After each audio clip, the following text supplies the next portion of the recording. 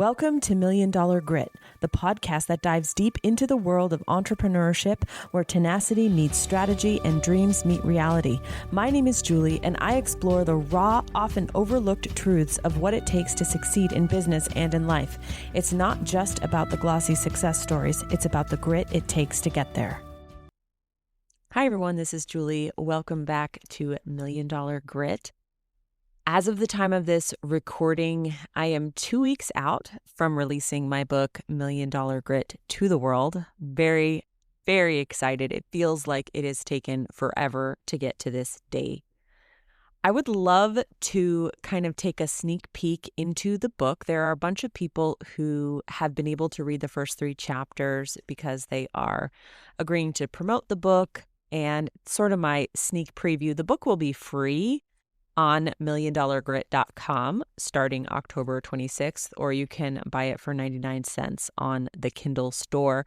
But chapter 3 specifically is about following the problem. And I want to talk about that today because we are at a very weird time in the world, a very destabilizing time. And there are a lot of business owners, whether they started 6 years ago, 10 years ago, or 2 years ago, that are feeling very unsteady, wondering, is money drying up? Are people not buying courses anymore? Are people not paying for coaching? Are people struggling to put groceries on the table and therefore my work isn't worth paying for? Is AI going to take over my job? All of these things. And I feel like chapter 3 is very, very relevant to the current economic climate we're in. Chapter 3 is all about following the problem. And in the chapter, I talk about how I wasn't really focused on things like my brand. I wasn't focused on like containers, meaning, oh, I'm going to launch this course or I'm going to launch this coaching program. I was simply out in the world, specifically in Facebook groups during this time in growing my business, and I was just looking for problems. As someone who is a worrywart and loves to think of worst case scenarios, I'm really good at finding problems. This is, in fact, probably a superpower of mine. I can spot problems. I can find problems that don't exist. I can imagine future problems. The funny thing is, when people come to me and they say, okay, my business is failing, things aren't working anymore, and then I start to dig, I notice that they are not focused on the problem of their customer because the problem they have, which is money isn't coming in, is so big that is blocking their ability to do what I suggest in chapter 3, which is to follow the problem.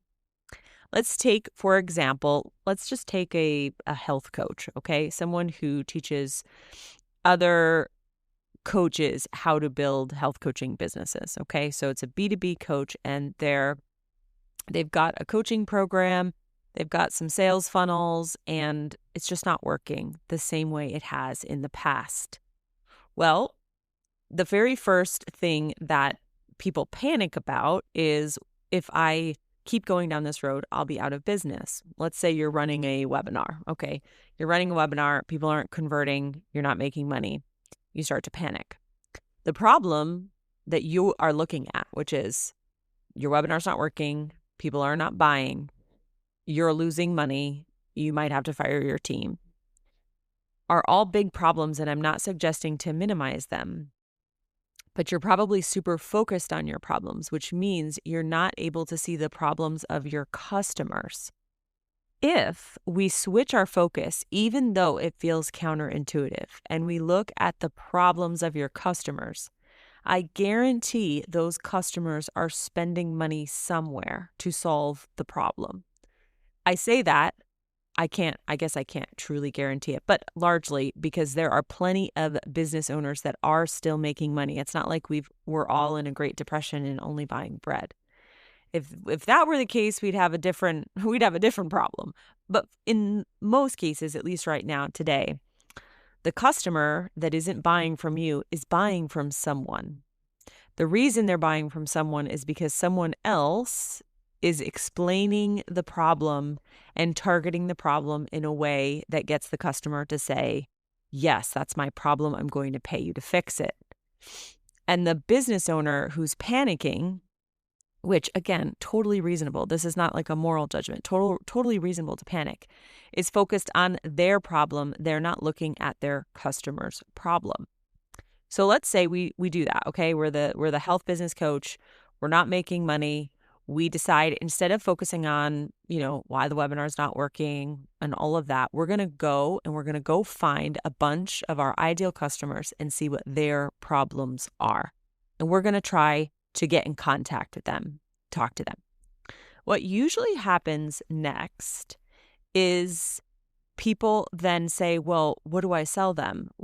Should I change my offer? Should I set up a new sales page? Should I do this or that? And they start to, again, remove their focus from the problem. And now they're focusing on the container, right? We got them to stop worrying about why their webinar isn't converting. We temporarily push that health coach to say, okay, go talk to your customer, your ideal customer, and see what their problem is. But then she or he stops again and says, but what do I sell them? And we're back into your problem, right? What container, what price point, all of this sort of stuff. It inherently becomes more self-focused again. So I say, no, just go ask them what the problem is. Chances are, if you stay focused on the customer's problem and you agree to solve that problem, money exchange will follow. The chapter where I talk about this is actually chapter 6, and it's about saying yes. And let's say that health coach goes into a Facebook group, notices there are a lot of health coaches complaining about how the Instagram algorithm isn't showing their reels the way they were before, and so their reach is down. Those health coaches that are your ideal customer currently think their problem is the Instagram algorithm is punishing us. Okay, volume is down, traffic is down. It's possible that your webinar solves that, but because it's not positioned that way, they're not paying attention. Now, what if you go into that group, let's just say it's a Facebook group, and you start talking and you say, listen, I know the Instagram algorithm is a pain in the neck, but I seem to have cracked one Instagram reel type or template that is working really well with the algorithm right now. What are the chances that you're going to get a whole bunch of people to say, I want to know what that is? They're going to say yes, right? On the spot, you say, yeah, absolutely. Just DM me. Okay. Now, again, you're probably thinking, well, I don't have a landing page. I don't have this or that. That's fine. They DM you. In that moment, you say something like, hey, I'm doing a Zoom call on such and such a date. I'm charging $20 to come to this Zoom call. And I'm going to walk step by step through the reel. Here's the link. And you drop a link to pay $20 and you send them a Zoom link. Chances are you're going to get a bunch of people to pay you $20 because they want to know what Instagram reel is working in the algorithm. Now, we're going to keep carrying that further. Again, this is Julie's $1 Million Grit Following the Problem, chapter 3, and then also chapter 6, which is about saying yes. I am entering into the customer's problem. I'm not worrying about my webinar. I'm not worrying about landing pages. I'm not worrying about anything. I am just trying to solve the person's problem and get a value exchange for money. Let's say I get 10 people in that Facebook group to pay me $20. Okay. Now I've got $200. Not going to save the world, but it's $200. It also means that I've accurately identified the problem because people are willing to pay for it. Now I'm going to set up a Zoom call, right? Send out that Zoom link. I'm going to get those 10 people on, and I am going to show them the reel that evades the algorithm, okay? That Zoom call is my opportunity to sell them something else, whether it's a private one-on-one call, right? So let's say I'm on the call with those 10 people, and I'm showing them the reel and they're like, wow, this is so cool. Thank you so much for sharing. And then they start saying, well, but what kind of offer do I put at the, end of the reel when I say comment, blah, blah, blah, or whatever? You say, well, what you really need is a low ticket offer. And they say, well, I'm not sure if this qualifies, or I have this offer, or how do I come up with one? And you say, you know what? I have a couple of 60-minute slots available. If anybody wants to book a call with me, I can go over your low ticket offer or your low ticket offer idea. It's $150, okay? Then maybe you get 4 of those 10 people to pay you $150. Now you've made $600, okay? 600 plus 200, you've made $800. Now those 4 people get on the phone. You go through. 2 of them are really good fit for your program, and you sell them, and 1 person buys your $10,000 program.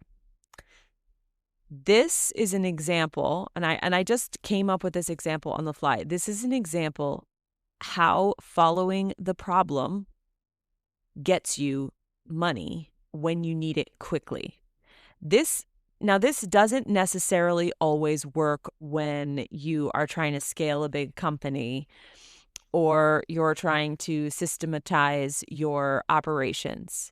But if you are cash strapped and panicking about your lack of funds, it's possible that you are really focused on your problem instead of your customer's problem.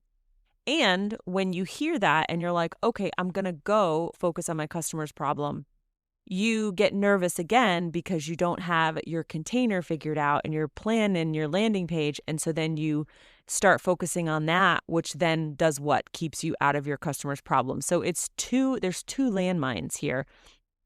The first, when your problem is so overwhelming that you can't see somebody else's. And number 2, when you go in to start to see somebody else's, you overthink and doubt your abilities. And $1 Million Grid, at least the couple chapters that I'm featuring today, are really focused on how you avoid those traps. And it does require some level of ignoring, and it does require some level of bravery. But this is how you can get some money in the door quickly. I hope that was helpful. Anyway, if you want to get on the waitlist for $1 Million Grit, you can go to milliondollargrit.com, and on October 26th, the manuscript will be available for free. Talk soon. And there you have it, folks. Another dose of $1 Million Grit. I hope today's episode has left you feeling inspired, equipped, and ready to face your own entrepreneurial journey with resolve. Remember, until next time, embrace the struggle, harness your grit, and keep pushing forward. You're stronger than any challenge you face. I'm Julie, and this has been $1 Million Grit.